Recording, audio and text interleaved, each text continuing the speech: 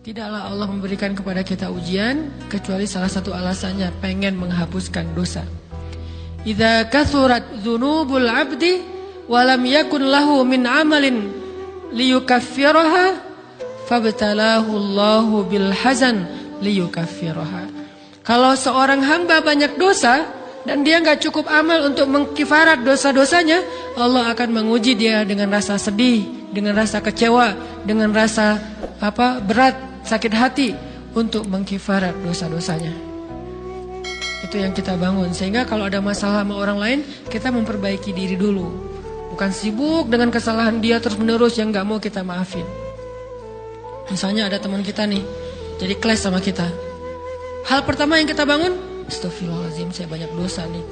Tapi kan yang salah dia, ya. Tapi mungkin dia nggak akan mengatakan kalimat itu, nggak akan bersikap kayak gitu kalau kita nggak punya dosa. Allah sengaja mengutus dia untuk menguji kita lewat kata-katanya, lewat perilakunya, karena kita punya dosa. Jadi penyebab pertama diuji itu bukan teman kita yang salah, itu penyebab kedua. Memang dia salah, dan itu harus kita akui, realistis lah.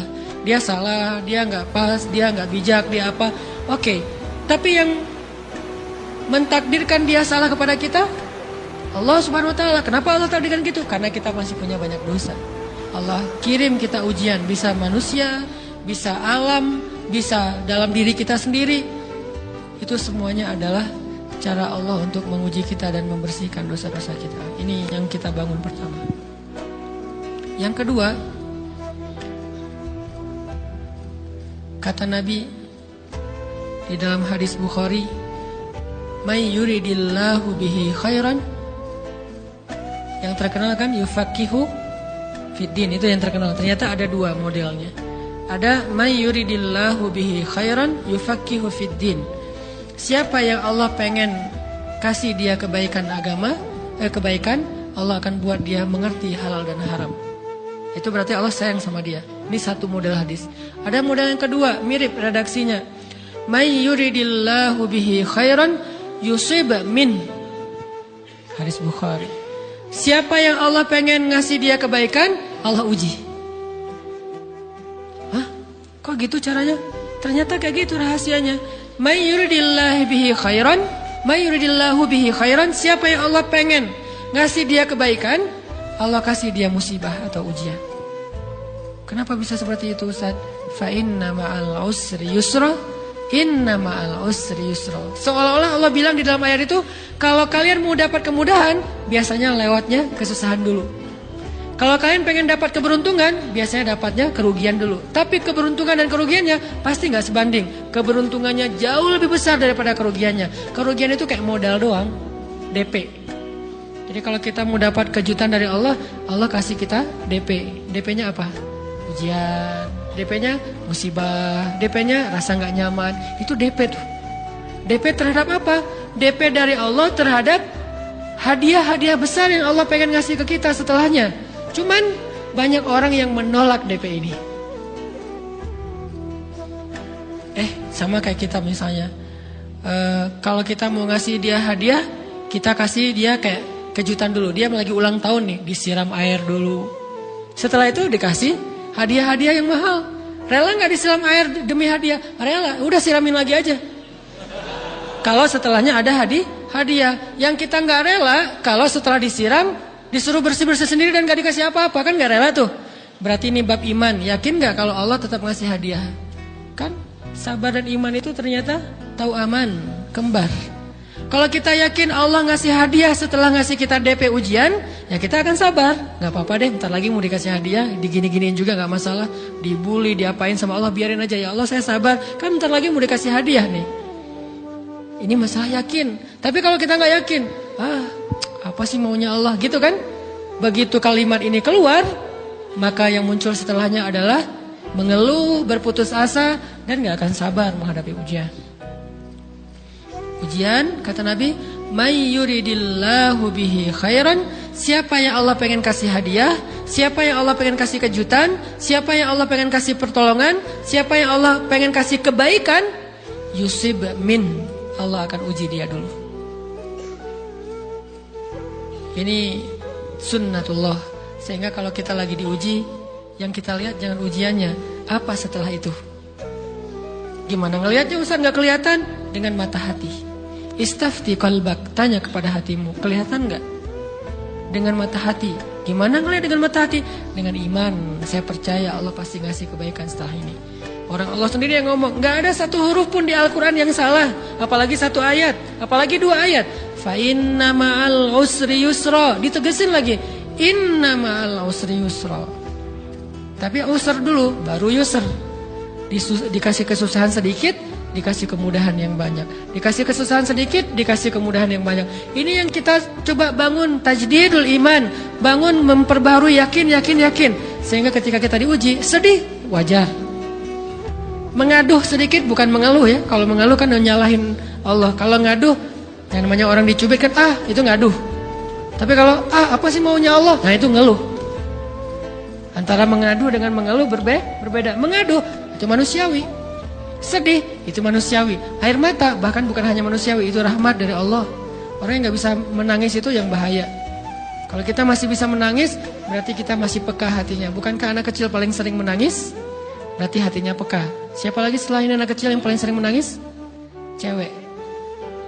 Cowok itu emang gak punya perasaan, makanya jarang nangis.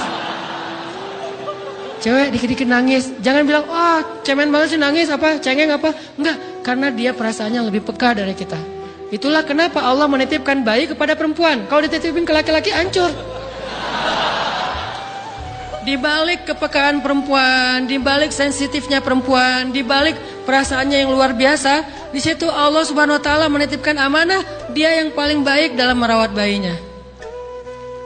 Perempuan secara umum mungkin lebih banyak bicara daripada laki-laki ya. Walaupun ada orang yang perempuan pendiam banget, ada yang nggak ngomong sama sekali, misalnya diem-diem aja, ada.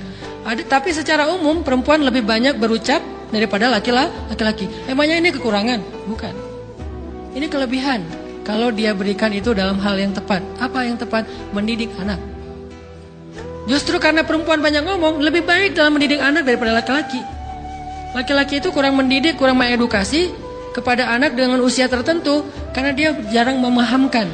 Salah hanya marah, salah hanya ditegur. Kalau ibunya jelasin, gini sebelum tidur ibunya yang ceritain banyak cerita. Saya sendiri ngalamin sering mana seorang ayah sama ibu interaksi sama anak dalam bentuk verbal. Sering ibu. Jadi menangis itu rahmat dari Allah. Gak apa-apa, nangis saja. Dan itu tidak disebut mengeluh. Kamu kok nangis sih? Kan orang Islam harus sabar. Emangnya nangis dengan sabar itu bertolak belakang? Sabar tetap sabar. Ya nangis jalan aja terus nangis. Nangis pakai nangisnya nggak cuma nangis doang, emotikonnya juga nangis, berderai-derai gitu. Sampai air matanya menggenang gitu kan ya. Boleh lah.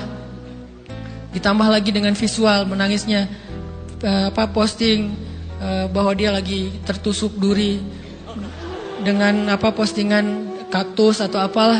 Dia pengen share ke semua orang bahwa saya sedang sedih.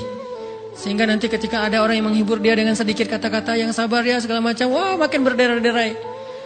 Itu belum jadi, kecuali dia keluarkan kata-kata mengeluh, baru dia disebut orang yang banyak mengeluh, berputus asa. Kalau mengaduh, wajar.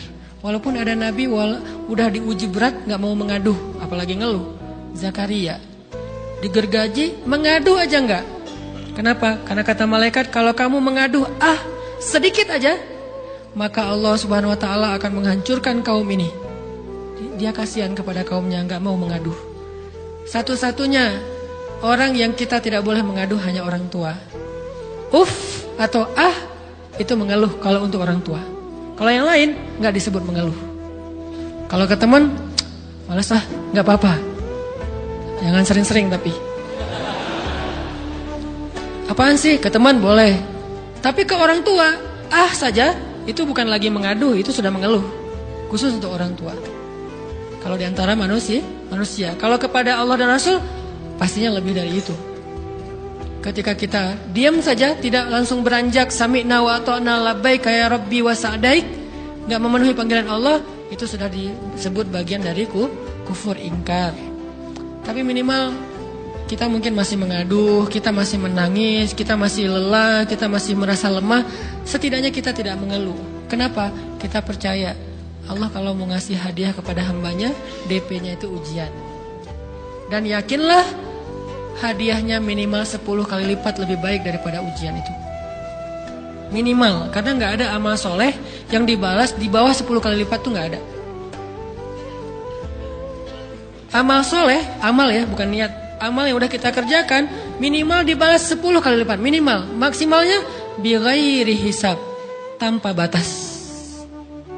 Bighairi hisab, tanpa batas. Ada yang 700 kali lipat kayak sedekah. Tapi tetap aja ayat sedekah di akhirnya ujung-ujungnya apa? Bighairi hisab juga kan? Berarti sedekah itu minimal dibalas 700 kali lipat. Minimal. Kalau kita yakin. Selalu syaratnya kalau kita yakin. Dan saya ngebuktiin itu Bang.